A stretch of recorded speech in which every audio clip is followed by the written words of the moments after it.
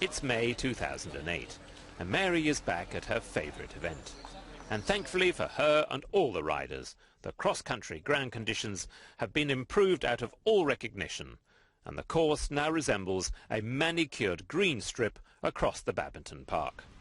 Mary had two new horses to ride, the steadily improving white-blazed Apache Sauce and the eye-catching 11-year-old Imperial Cavalier, who was certainly impressing dressage trainer Ferdy Eilberg.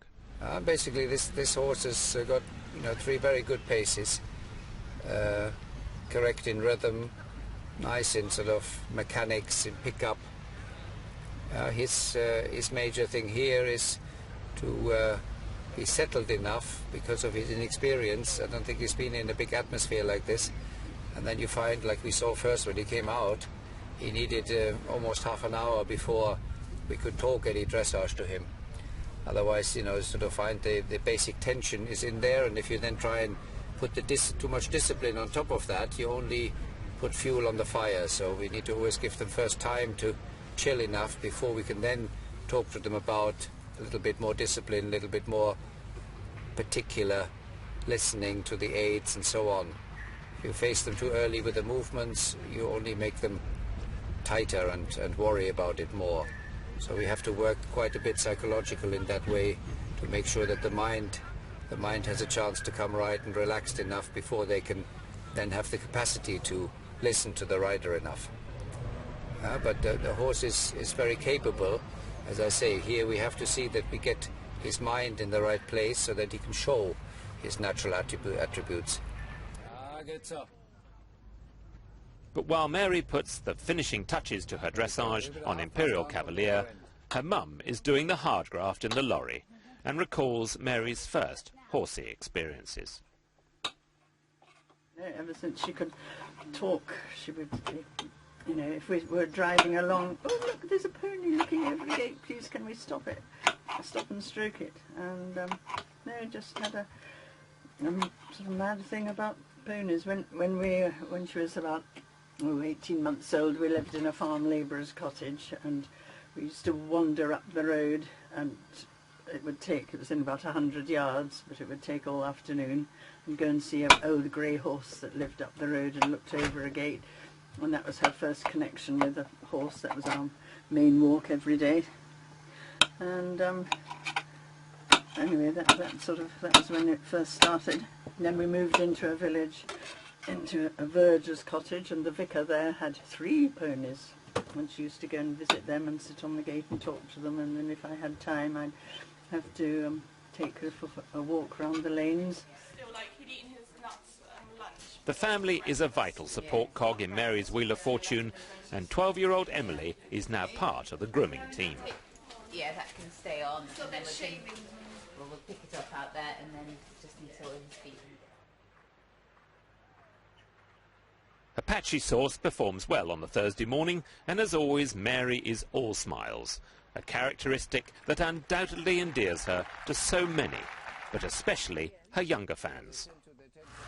She's a lovely woman, and I'm glad I met her because I've never met anybody famous before. And she looks really nice. I thought most of them will not talk to us, but maybe Kim did, so yeah, we called her over, she spoke to us, and said where we come from and stuff. Yeah. When Mary isn't riding at Badminton, she is entertaining her followers in other ways, supporting her sponsors with signings and talking to her public whenever asked. It's just a bit awkward, really, and I think there'll be some... Back in the dressage arena, the serious stuff is now upon her, and all eyes are on Imperial Cavalier. Could he stand up to all the hype and perform like a champion?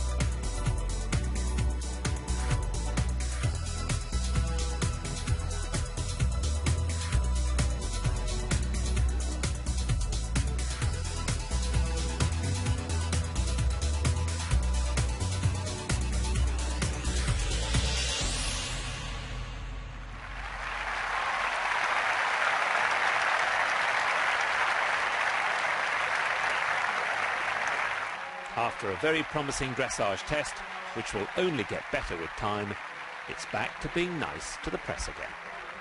It's a real proper four-star track, you know, real proper badminton. And you know, I sort of take my hat off to Hugh and his team for, you know, sort of hearing what we were saying last year and going on and acting on it. But it is always the cross-country course that attracts most interest, and Mary explains how she is going to tackle the fearsome-looking Huntsman's Close, fences 5 and 6. This is fence 5, so we've come round the corner and got a good big square table here. Now this is a tricky old fence. It's very early in the course, and having jumped this wide table, you've got to go on a curving, looks like 3 strides. I'll just walk it. So 1, 2, I'm going to land there.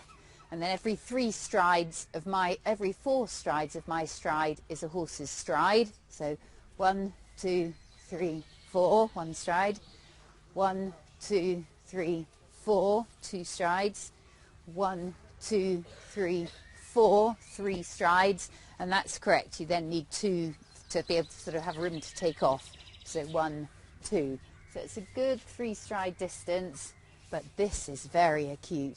So easy for them to slightly wobble, just slightly wobble to the right and end up going past the fence, and that's the end of your badminton if that happens. Well, end of a decent prize anyway. So, you know, they've got to be very, very honest here, and the fact that the line curves around to the left gives them even more option to drift out and end up running past it.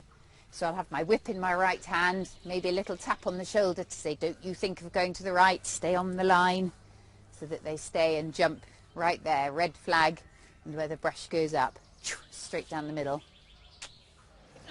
Mary is the very first to go on the cross country, so it's time for serious preparation.